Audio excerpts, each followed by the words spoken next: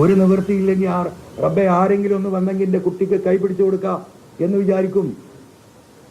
അത്തരം ആളുകൾ വരുമ്പോൾ ഈ തമിഴ്നാട്ടിൽ നിന്നും കർണാടകയിൽ നിന്നും നമ്മുടെ നാടിന്റെ പല ഭാഗത്തു നിന്നും വരുന്ന ആളുകൾക്ക് കൈപിടിച്ചു കൊടുക്കും, നിക്കാഹ് ചെയ്തവർ കൊണ്ടുപോകും. ചിലരൊക്കെ നന്നായി ജീവിക്കും, ചിലത് പ്രശ്നമാകും. അതാണ് പ്രമേയം. ഈ പറയുന്ന ദേശീയ അവാർഡ് കിട്ടിയില്ലേ, ഈ നാട് മുഴുവൻ കൊണ്ടു നടന്ന് ആഘോഷിച്ചില്ലേ? ഒരു സമുദായത്തെ ആ സമുദായത്തിന്റെ ഉള്ളിൽ നിന്നുകൊണ്ട് ഇതുപോലെ പ്രവർത്തിച്ച ഒരു വ്യക്തി ഉണ്ടായിട്ടില്ല. അപ്പൊ വിഷയം എന്തുകൊണ്ട് ഞാൻ അദ്ദേഹത്തെ വിജയിപ്പിക്കാൻ കഴിയില്ല എന്ന് പറഞ്ഞതിന്റെ പ്രധാന വിഷയം അതാണ്. മറ്റു കാര്യങ്ങൾ നിങ്ങളവിടെ അന്വേഷിക്കണം.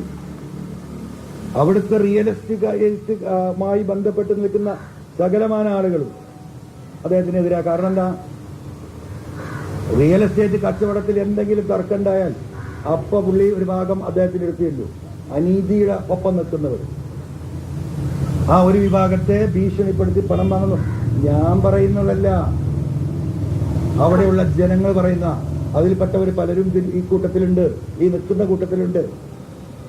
അങ്ങനെ പൊതുസമൂഹത്വം പരിപൂർണമായും തള്ളിയ ഒരു വ്യക്തിത്വത്തിന്റെ ഉടമയാണ്. അദ്ദേഹത്തെ കൂട്ടി നിർത്തി തെരഞ്ഞെടുപ്പ് മത്സരിച്ച്, നിങ്ങളൊന്ന് ആലോചിക്കും, ഞാനെന്താ മത്സരിക്കാനില്ല എന്ന് പറഞ്ഞത്? ഞാൻ മൗനമായ പിന്തുണ കൊടുക്കാം. ഞാൻ രംഗത്ത് കൂടി വന്ന് മത്സരിച്ച്, ജനങ്ങൾ കേൾക്കേണ്ട അടുത്ത പോയിന്റാണ്, ഇപ്പോ നിങ്ങൾ ആർക്ക് വേണ്ടിയാ മത്സരിക്കുന്നത്? നിങ്ങൾ പിണറായിസത്തിനെതിരാണോ എന്ന് പത്രലേഖകളും ബാക്കിയുള്ളവരൊക്കെ ചോദിക്കുന്നുണ്ട്. ഈ രാത്രി നടക്കുന്ന ഡിബേറ്റുകളിൽ അത് ചർച്ച നടക്കുന്നുണ്ട്. പത്രക്കാർക്ക് കൂടിയുള്ള ഉത്തരാണ്. ഇപ്പൊ ഞാൻ പിന്തുണക്കുക, TMC AITC വരെ പിന്തുണക്കുന്നു. UDF ഞങ്ങളെല്ലാം കൂടെ കെട്ടിമറിഞ്ഞ് പ്രവർത്തനം നടത്തുന്നു. ഷൗക്കത്ത് ജയിക്കാൻ പോകുന്നില്ല. ഷൗക്കത്ത് ജയിക്കാൻ പോകുന്നില്ല. ഷൗക്കത്ത് പരാജയപ്പെട്ടാൽ എന്തായി?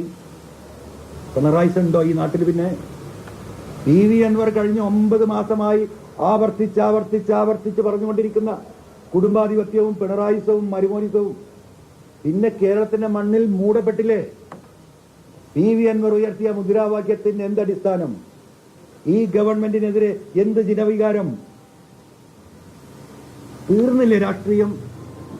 2026 തെരഞ്ഞെടുപ്പിൽ ഒരു മുടക്കുമില്ലാതെ ഈ ഗവൺമെന്റ് തിരിച്ചു വരില്ലേ?